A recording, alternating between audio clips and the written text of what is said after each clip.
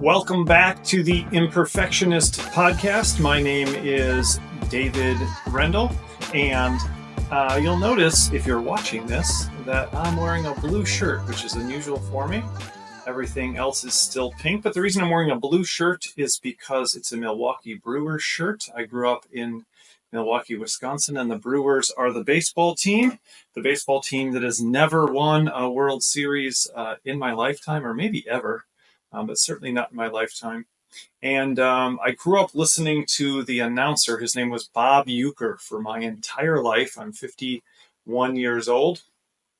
And for that entire time, Bob Uecker has been the radio and I think maybe even television announcer for the Brewers. And he passed away last week. And that made me very sad. And there's a lot of nostalgia related to going to Brewer games. As a child, we were members of the Pepsi Brewer fan club, and we would go to the games and we'd play catch in the parking lot, and we'd hope to catch a foul ball. We never did. We'd hope they win.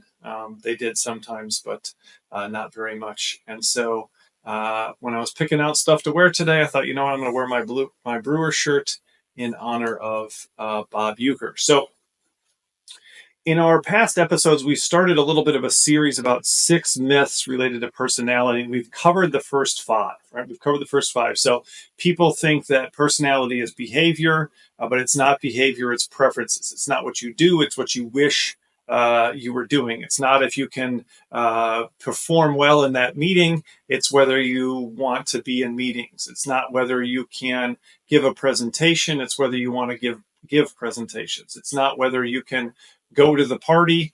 It's how it feels to be at the party and whether you wish you were or weren't at the party. So the second one is that we think it's environmental instead of biological. It's not environmental. Our environment doesn't determine our personality. Our biology determines our personality, and it actually dictates how we respond to the environment. So we talked about it. Somebody grows up poor, and then they end up stingy. But their brother or sister grows up poor and ends up, spending out of control.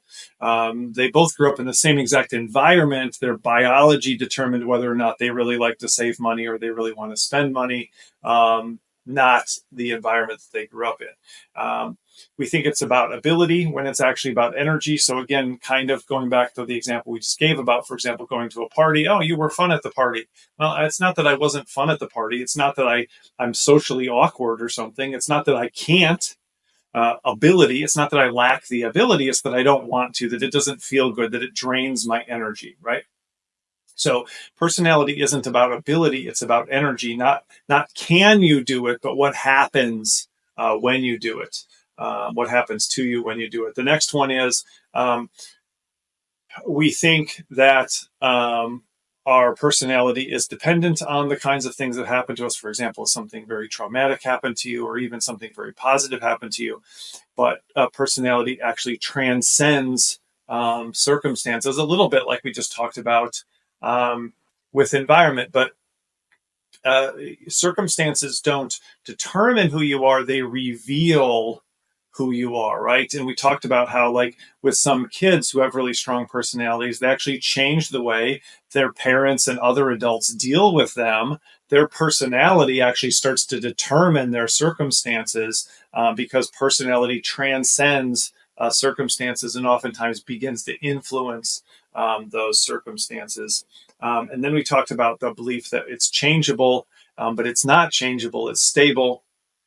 Personality doesn't really change over time. Who you are doesn't really change, but how you express it might change. The extent to which you feel comfortable expressing it, or you have the freedom to express it, might change over time. And so sometimes we say that person's personality changed when all that happened, going back to the first one, is their behavior changed. And their behavior changed because maybe, again, a relationship changed or a job changed or an environment changed that made it easier for them to express the personality that they have, that removed some of the restrictions from their personality, which is, again, about the importance of, it's not behavior, it's preferences. I don't have less of that personality just because I'm in a situation that makes it difficult or impossible to express that personality. I still have those preferences Imagine being trapped in the car with somebody who's playing music you don't like. That doesn't make you like that music. It And the longer you're in there, the more it might drive you crazy. But your music preferences don't change when you're forced to listen to music that you actively dislike. It just actually makes you want to shut it off and listen to that music even more. So we talked about how it's stable. Personality is stable over time.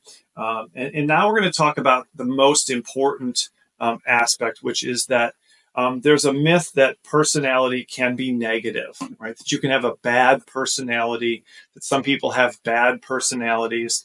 They need to change their personality. And this is the fundamental root of why we're having this discussion at all, because that's the fundamental thing that I want to argue against. Is there's no reason to change it if there's nothing wrong with it. But if there's something wrong with it, then we do need to change it. So what I want to show you today in the episode today is that there's no such thing as a bad personality. Now, again, what's personality? Personality is preferences. The reason I said all these other ones first is because they all lead to this last one. So you might say, well, you wouldn't believe how this person that I'm in a relationship with is acting, so they need to change their personality. No, they don't. They need to change their behavior, right? They need to change their behavior. And it also might not be a good fit. Someone else might be perfectly fine with those behaviors. And with that person's personality. And so that's something we call alignment. And so, the first response is, that's not for me, right? That's not for me. It's not bad. I just don't like it. And that's a hard thing for us to believe. What we want to believe is that people should change how they behave to match our preferences, which is our personality. And they could just turn around and argue, well, why don't you change your personality? And if it's so easy, why don't you change your personality? If it's so simple, why don't you change your personality? It's because we think our way is right and their way is wrong, our way is good and their way is bad. And that's because we think some personalities and approaches to things, some preferences are more right, good, positive, appropriate, whatever you want to call it, successful, effective, and other ones are less so. And that's what we need to talk about today. So as a reminder, and because I need a little sip of water, we are not sponsored by Liquid Death Mountain Water. And today I have my pint of no return glass. So this is just a cool glass that's kind of shaped like a big can that my daughter got for me for Christmas. And it's filled with just regular water. Delicious and refreshing.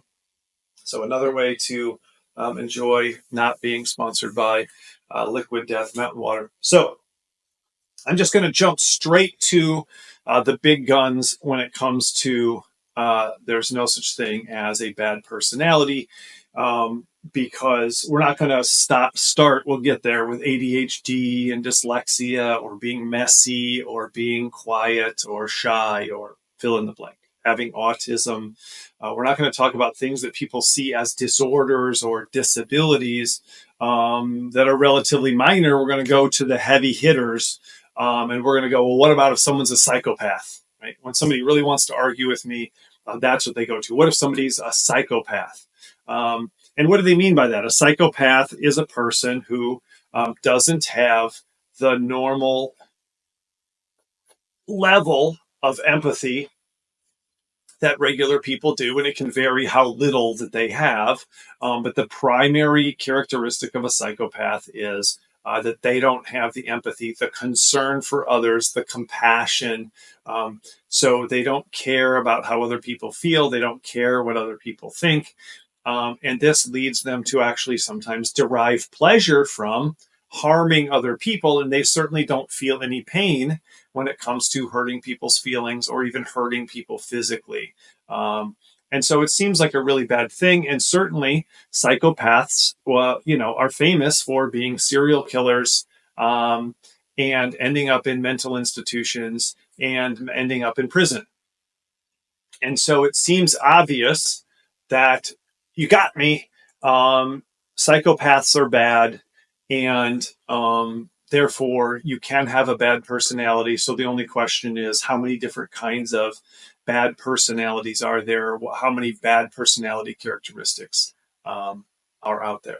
So that leads us to a book called The Wisdom of Psychopaths by Kevin Dutton, What Saints, Spies, and Serial Killers Can Teach Us About Success. And what he does in this book is he goes through and shows that being a psychopath does not make you a serial killer. It does not make you a rapist. It does not make you a person who reaches out, seeks to, it does not make you a domestic abuser. It does not make you anything. You have the characteristics, but how you use them can be negative or can be positive. What you do with the personality that you have can make you either a good person or a bad person, but it isn't the underlying characteristic. It isn't being a psychopath that makes you bad. And so the simplest explanation is psychopaths also use their lack of empathy and other characteristics that we'll get into to become very good spies, to become very good CEOs, and to do other positive things with those characteristics, oftentimes things that are very difficult and potentially mentally traumatic. Bomb disposal experts, for example, is one of the examples that he uses, is that bomb disposal experts in repeated studies get calm in situations that everyone else would get panicked in, right? That they show people negative words in these tests or negative images in these tests. And when they show them to regular people, all of their physiological signs go up, their blood pressure, their heart rate, and they show signs of being, of feeling bad, right? And being panicked and feeling anxious and upset. And so in those same circumstances that quote unquote normal people feel anxious and upset, and maybe even sick, physically ill, the bomb disposal expert actually seems to be calmed by those same experiences. Well, guess what? If you need to dispose of a bomb, you can't be the kind of person who panics at negative circumstances, because you are going to be in some of the most negative and life-threatening circumstances that anyone will ever experience. And so this is sort of a problem we have with understanding just about anything. I grew up in the era of TV getting bigger and bigger and bigger, and people called it the boob tube. And people developed the idea of couch potatoes, and the idea became very prevalent that TV was bad and TV is ruining our society. Then the internet came up, and the internet is ruining our society. And then social media came up, and social media is ruining our society. And around the same time of TV, rock and roll is ruining our society. And then rap is ruining our society. And then we can just keep going. For AI currently is going to ruin our society. And yet none of it ever does ruin society. And what does happen is, in every one of those circumstances, people use television for good. Sesame Street, for example, to teach kids who don't have access to education how to understand things like letters and numbers, and maybe even teach them to read and help them develop social skills and maybe not feel alone. Mr. Rogers is another good example of that. TV can be used for good, or it can be used for bad. Music. My middle daughter loves music, and I just bought two new books about how music can serve almost as a form of therapy for people. And music can be used for good, or it can be used for bad. It can have terrible lyrics. It can have positive lyrics. It can be uplifting, or it can tear people down. But music in and of itself, rock music in and of itself, rap music in and of itself isn't good or bad. The internet isn't good or bad. It allows us to connect with people, let's say military family members. I live in an Air Force town who are dispersed family members all over the world and are in deployments and things like that. The internet makes it possible for us to connect face to face, for you to see, that baby that was born while you were deployed, and to talk to that spouse that you've been missing for months. It enables me to do this podcast and for you to see my face and not just hear my voice. The internet enables so many amazing and wonderful things, and also people use it to do terrible, terrible things. But the internet is not bad. Social media is a chance for us to support and encourage others, to get help when we're sick or struggling, to share news instead of once a year in newsletters, to stay connected with people that would otherwise be hard to connect with. Social media can be a powerful, powerful and positive force, even that people have used to resist authoritarian government. Social media is not bad, but it can be and is used for all sorts of bad things. And so personality is the same thing. And AI will also be like that. And it already currently is like that. And we're already using AI in a lot of positive ways. And certainly it'll be used in negative ways as well. But just because something can be used negatively doesn't mean the thing itself is bad or is the problem. I mean, we just saw this in New Orleans as well. We talk a lot about gun violence in our society, and we're not going to get on that in this podcast. But when a mass shooting happens, we talk about guns and the problem with guns. But in New Orleans, you see this, and this is happening more and more, mass stabbings. But in New Orleans, you see people using just a truck, just a vehicle to run people over and to run people down in public places. Trucks are not bad. That person chose to use a truck for a terrible, terrible purpose, but trucks are not the problem. Streets are not the problem. So we need to be able to separate the thing from how the thing is used, and almost anything can be used positively or negatively. When books came out for the first time and the printed word was possible, and the printing press was developed, people thought that wasn't good. Even some people learning to read, people thought that wasn't good for everybody to be able to read. And then once people could print their own newspapers, people thought that was going to be the problem. We can't have everybody sharing their ideas.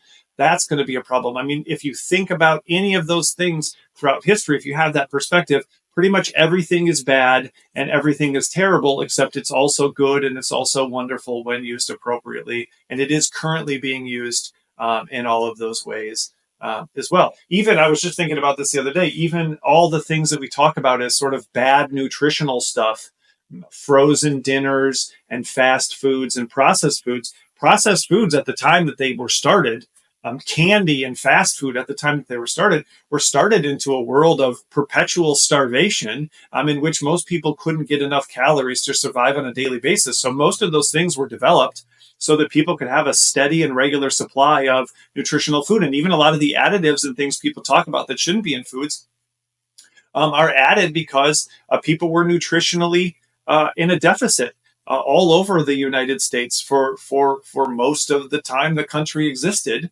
And then we realized we could add nutrients into food sort of artificially in order to help people. People, for example, used to get these huge goiters because of a lack of iodine. And there were especially cities and places all over this country where everybody in the city basically had these terrible goiters, which are like these massive tumors on their faces and their necks because they weren't getting enough iodine. And it's simple to just add that into some basic foods or into the water supply or something like that. And then later on, we say, why are we doing this? And it's because it was necessary and positive at a certain time. And maybe we've gotten past that time. And again, that becomes an issue of alignment.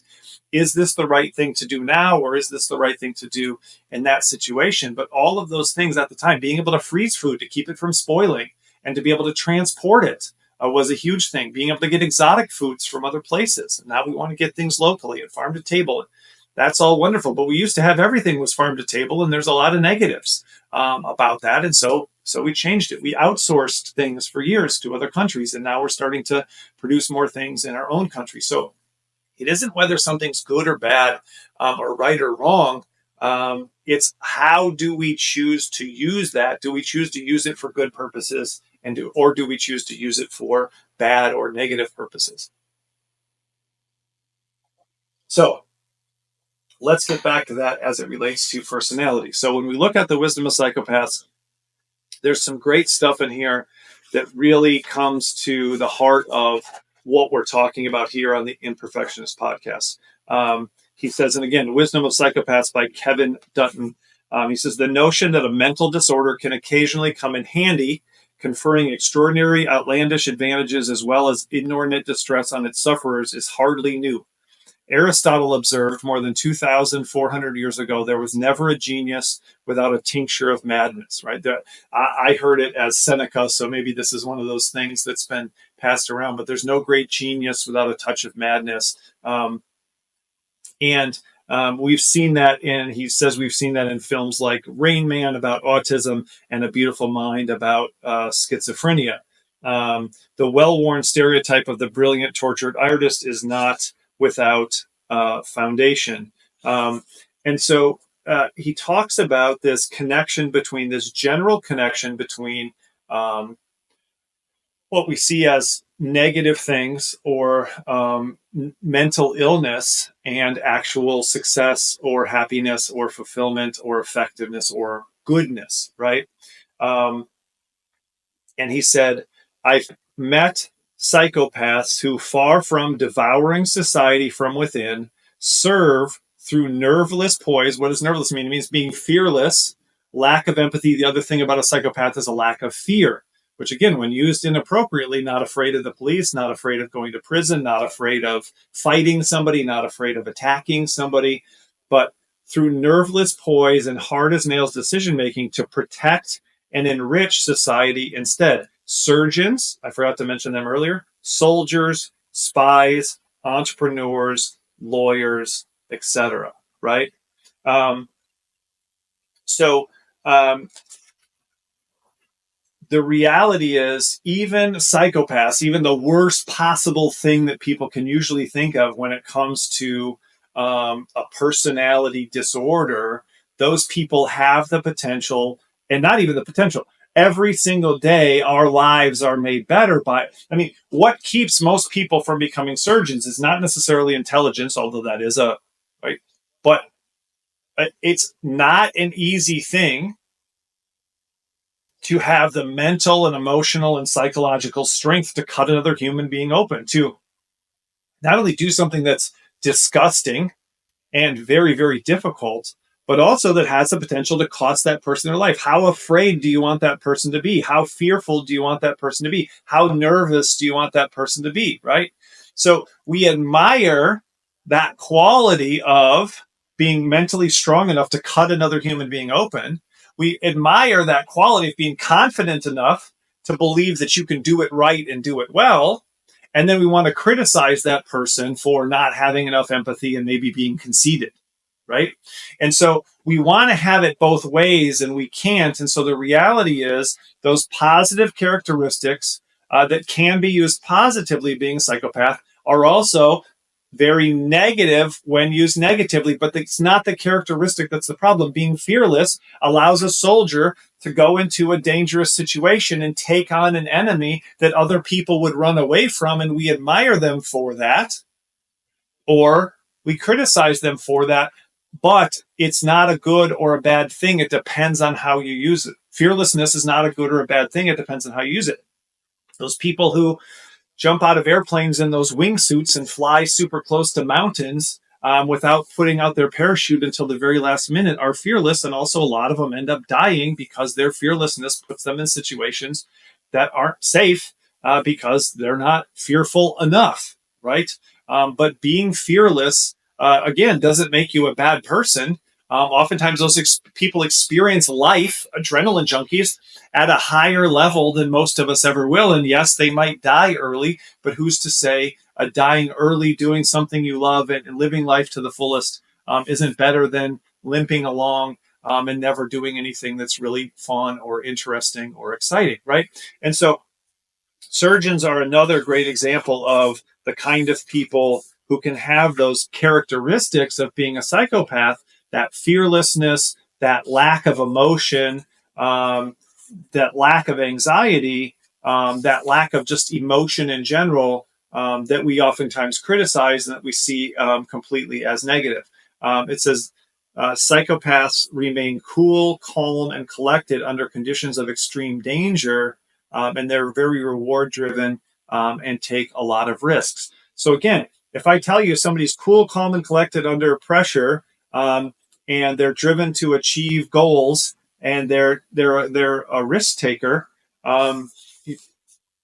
that's almost a neutral or a positive description of somebody, and yet that's partially the description of the core characteristics of what it means to be a psychopath.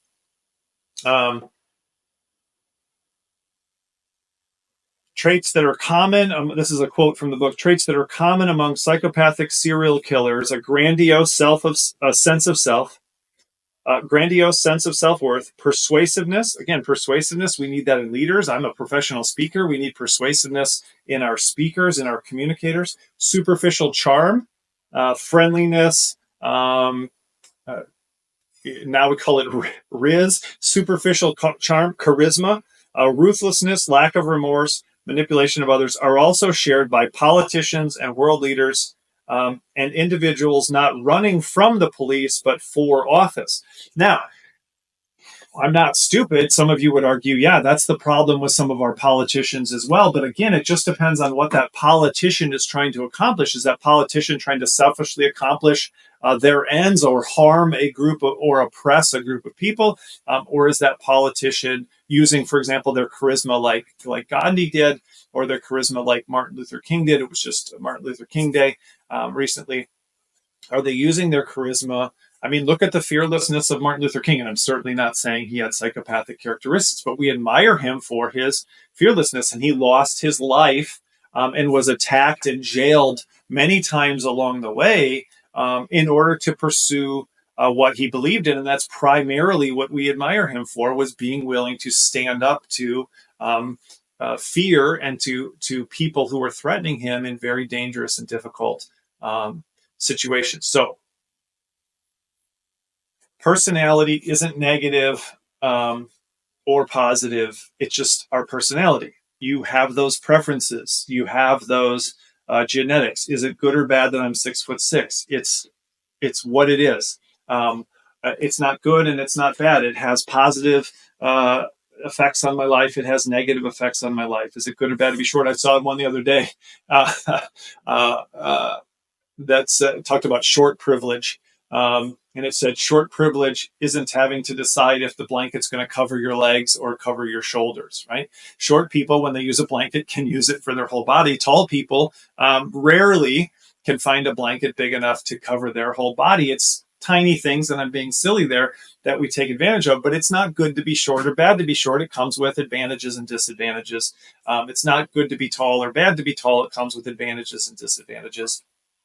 But even that, it can be used, characteristics that we have can be used either positively or negatively, and we have the choice of how we do that, and whether we do it to help the world or make the world a better place, or whether we use it to take advantage of or harm others. Even podcasts. We could break it down. We were talking about all the things people think are negative. Some people think, podcasts are the problem. Podcasts are communicating all these terrible things to people. Well, there's also podcasts doing a lot of amazing and very positive things in this world. And a podcast isn't good or bad. It's what the person chooses to do with that podcast. So in the spirit of that, I'm going to show you a lot of the books in the Freak Factor library. If you notice, there's a lot of empty spaces behind me and books that are tipped over and things like that, because I've stripped a bunch of books out of the Freak Factor library, the Amplify library. And my book, The Freak Factor, is designed to show you that all characteristics have strengths and weaknesses. Every weakness has a corresponding strength. And I get into some of the specifics, but there are entire books that take a single characteristic that seems negative or can be perceived as negative and shows you the positives of that characteristic. And so I want to go through those kind of one at a time. And I've read all these books and they're fantastic. And if you're struggling with one of these things, or you've always thought that one of these things is bad about you, I want you to have that resource. So one of them is called America's Obsessives, The Compulsive Energy That Built a Nation by Joshua Kendall. And his argument is really simple in this book. And what he explains is that a lot of the people that built America were obsessive, compulsive people who had the mental disorder that we would define as obsessive compulsive, and were oftentimes detail-oriented perfectionists in really inconceivably problematic or difficult ways, that we would send somebody to therapy now for, and yet they had a tremendous impact on the country. So, for example, Thomas Jefferson was obsessed with organizing. Henry Heinz was obsessed with, from Heinz ketchup, was obsessed with measuring things. Dewey, if you remember the Dewey Decimal System, was obsessed with cataloging things. Charles Lindbergh was an obsessive, and that those obsessive characteristics, were what helped him to become the first person to fly across the Atlantic. Estee Lauder was obsessive, and that's what helped her to build her makeup empire. Ted Williams was obsessed with baseball and the perfect swing. And so all of these people, if confronted by our current attitudes towards mental health and mental illness, would have been told, you need to stop being so obsessive. You need to fix that about yourself. That is bad and not good. There's a problem with you. And if healed of those characteristics, would not have accomplished the amazing and memorable things that we still remember and admire them for, right? So, again, and I'm not arguing that there's not downsides, right? That's my whole thing, is that there are downsides. I'm arguing there's also upsides to all of these kinds of things. So are people tortured by their obsessive compulsive issues? Absolutely. Should people not seek help to manage their, no, people should absolutely seek help if they need it to manage their lives. But also, it isn't about destroying or eliminating these things. It's about harnessing them to give the person the best possible life, and also not destroying the potentially positive advantages of that particular characteristic. So the next one is a book called Awkward by Tai Tashiro, PhD. The Science of Why We Are Socially Awkward and Why That's Awesome. So again, if one of the things that you struggle with is being socially awkward, then this is a book that helps you see how that specifically, one of the things that people would always ask me after my Freak Factor talk is, what's good about this bad thing about me, right? What's good about this bad thing about me? These books can help to answer that when you've got a specific thing that you think is wrong with you. These books, if you say, well, I'm socially awkward, I don't think there's any upside to that. This is an entire book on the upside of being socially awkward.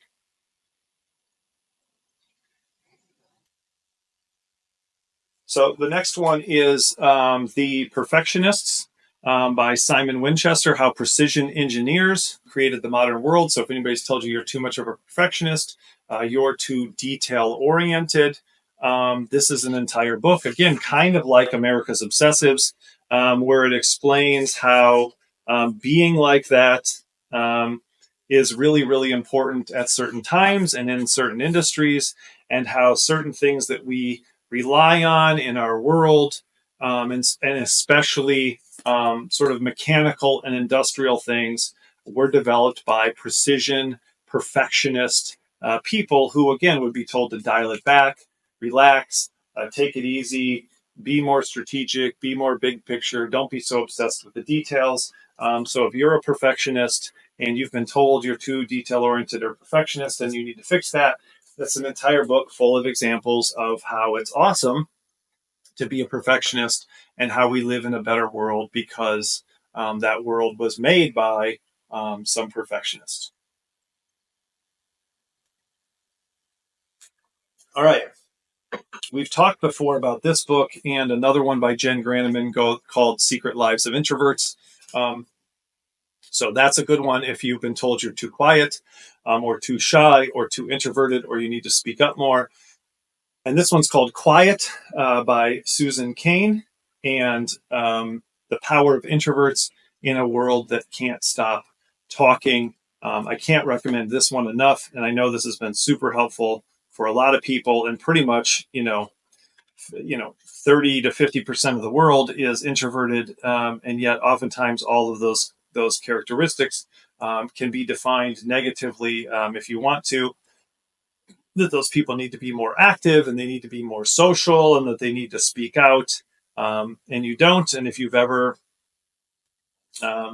felt that way, this is a great book that talks about, for example, Eleanor Roosevelt, Al Gore, Warren Buffett, Gandhi, Rosa Parks achieved what they did not in spite of being an introvert, but because they were introverts. So if you've ever thought that a negative personality characteristic was being too introverted, and notice how that's framed. Then check out Quiet by Susan Cain. But notice how that's framed. Pretty much all the negatives we do about personality are too much or sort of not enough, right? So if you've ever been told that, these are books that will help you see that it's not probably too much, that it's good to be or can be good to be the way you are. It can be used positively. You don't need to change who you are. There's an upside.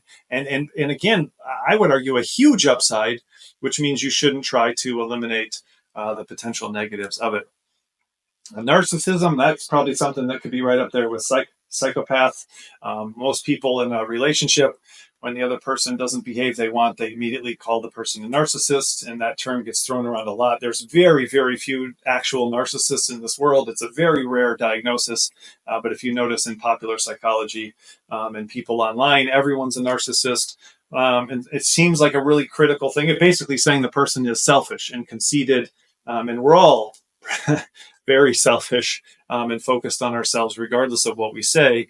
But this is a book by Michael McCoby called The Productive Narcissist, The Promise and Peril of Visionary Leadership. And he talks about how people use narcissism productively in the world that we live in, and how being a narcissist doesn't make you a bad person, but it certainly can be used negatively. Autism is something that is more and more prevalent in our society. We're doing a better job of diagnosing it, and people are more and more comfortable acknowledging that they have autism. This book is called Uniquely Human: A Different Way of Seeing Autism by Barry Prezant, PhD. And it's a great book that talks about the positive characteristics that people with autism bring to our world and the way they enrich our world with their unique characteristics, and that we don't need to fix and change people with autism. Now, again, autism is on a spectrum, and I'm not denying that somebody who isn't speaking and struggles to care for themselves and can't eat on their own and is completely dependent on a parent or a caregiver is having a great time and has the potential for a great life. What I'm saying is that with autism, there are strengths and weaknesses, there are positives and negatives, and oftentimes, especially with people higher functioning on the spectrum of autism, things that used to be called Asperger's syndrome, for example, have a lot they can add to our world, and they don't need to get better at eye contact, and they don't need to get better at their social skills. We need to accept and appreciate the positives that they bring to the world, instead of asking them to conform to our definition of what normal or good is. Other ones that we've talked about along the way are if ADHD, people have told you you're not focused enough and you're too hyperactive. Peter Shankman, Faster Than Normal. Peter Shankman has a new children's book. I don't know the title off the top of my head. You should check out also his podcast is called Faster Than Normal. So if you have ADHD, I just recommended those books to.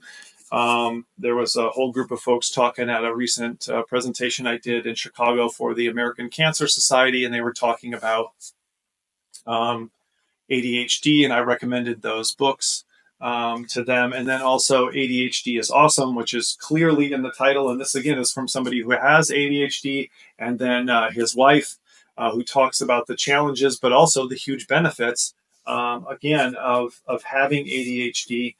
So is it a negative trait to have ADHD, or is it a positive trait? It just is, and it's how you use it.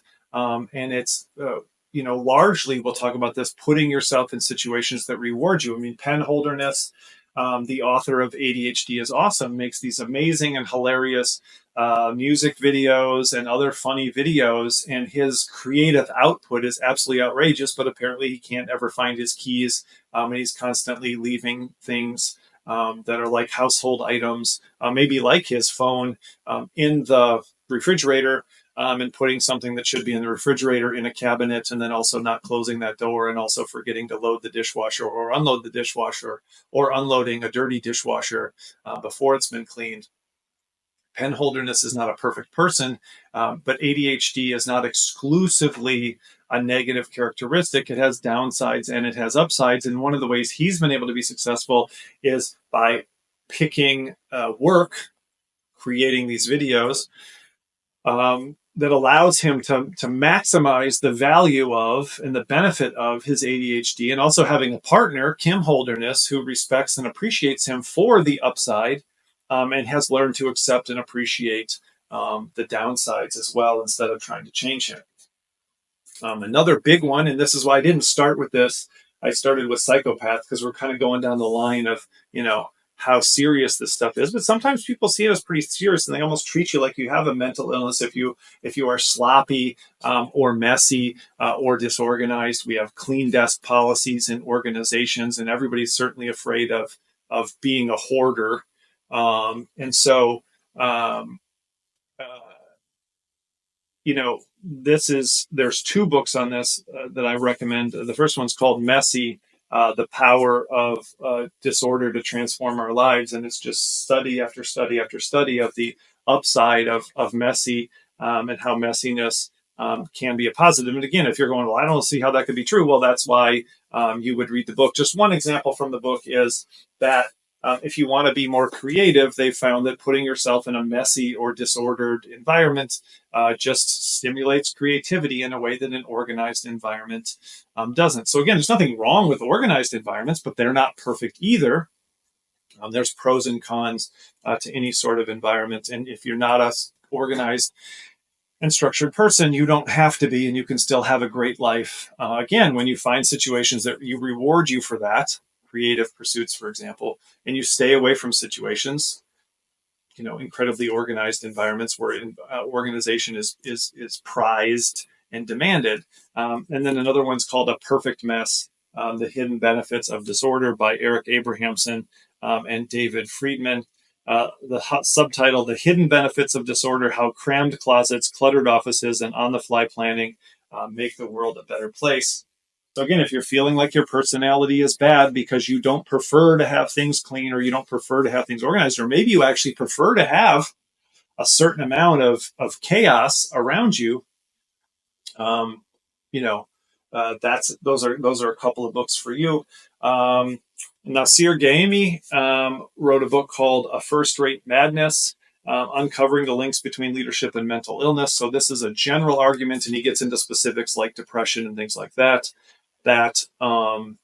mental illness leads leaders to be more successful than those that are mentally healthy. And again, if that seems wild to you, that's why the book is written. But one example was Abraham Lincoln, who experienced tremendous personal loss, and then as the president of the United States during the Civil War, tremendous loss of life and tragedy as the president of the United States.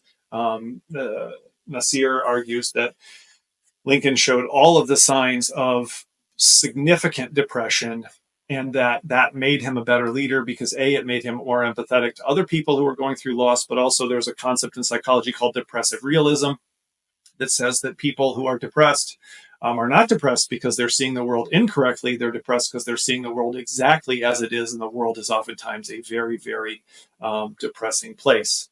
That's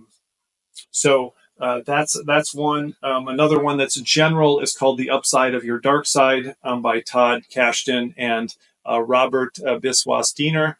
The Upside of Your Dark Side, Why Being Your Whole Self, Not Just Your Good Self, Drives Success and Fulfillment. So they go through different categories of things. You don't need to be mindful. You don't need to only have positive emotions. Why are negative emotions actually important and helpful? So we don't need to drive out things like anger from our world.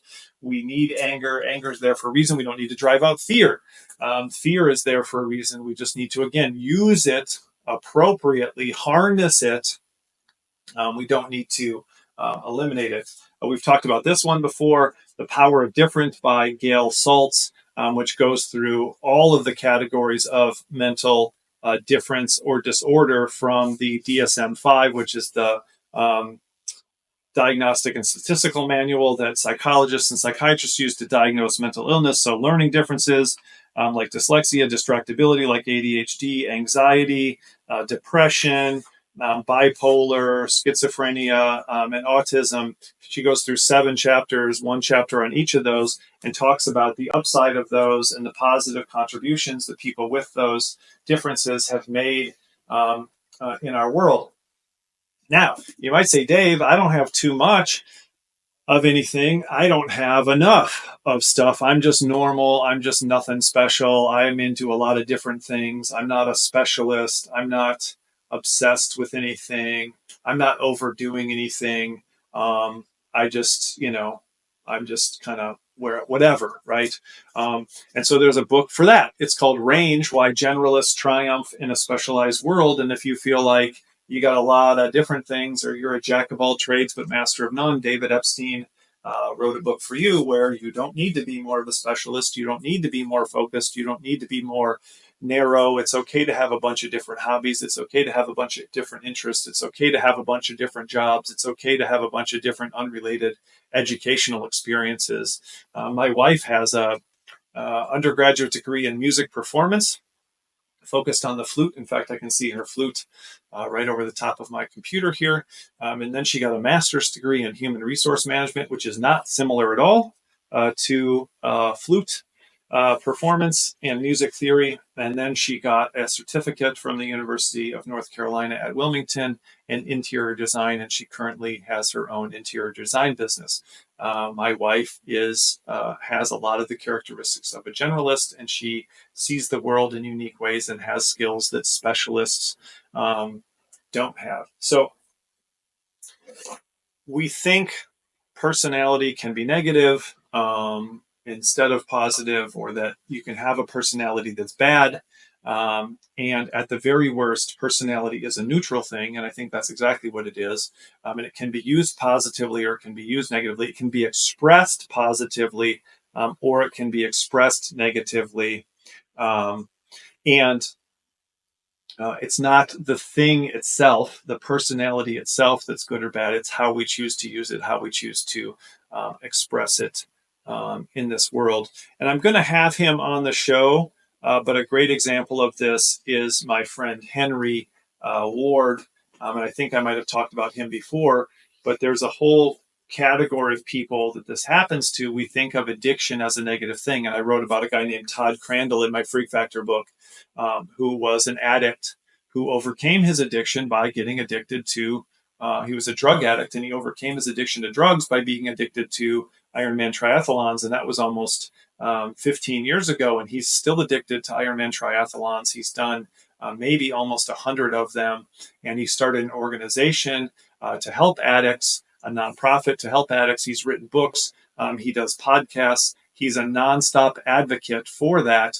He's addicted to Ironmans. He's addicted to recovery. He's addicted to helping people. There's nothing wrong with being an addict. The only question is, what are you addicted to? There's a guy named William Glasser who wrote a book called Positive Addiction, which is sort of a classic in psychology, and talks about the importance in life is not avoiding addiction. It's making sure that if you're an addictive person, you have an addictive personality, that you're addicted to the right things, good things, positive things, beneficial things, instead of negative things. And my friend Henry Ward is a great example of that. I met him at the Badwater Cape Fear 50-mile race on Bald Head Island in North Carolina years ago.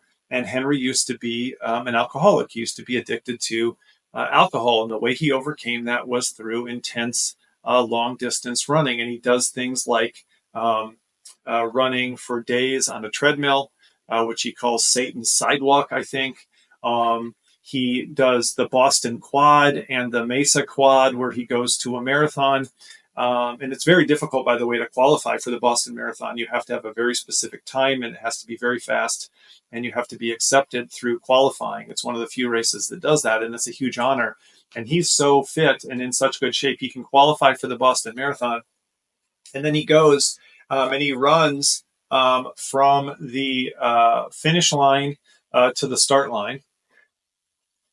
before the race begins, and then he runs from the start line to the finish line still before the race begins, and then from the finish line to the start line before the race begins. So now he's run the marathon 3 times, and then he runs the race with everyone else for a total of 104.8 miles, I think, instead of 26.2. When he runs the race in a good time, just like everyone else. And he does that to raise money for and awareness for other people who are battling addiction. And he's written a few books now, including a children's book, I think called Too Many Donuts. His name, again, is Henry Ward. Henry is still an addict. And when he's not running, which he does every single day, he got a job, and this is alignment, where he leads people on tours around Arizona where he lives, and he takes people on hikes up mountains and through the desert. And he's on his feet all day talking to people, which he loves to do, and moving, which he loves to do. And he has a job that allows him to do that. His personality requiring a massive amount of physical stimulation and interpersonal stimulation isn't a bad personality, because he's found a situation that rewards him for that. And also, it's not bad for him to be an addict. He just needed to direct his addictive tendencies towards positive and uplifting and encouraging things, and things that were healthy instead of unhealthy, things that were constructive instead of destructive. So this is the essence of everything that I talk about. But I wanted to share those books with you, and I wanted to share that idea with you. You don't have a bad personality.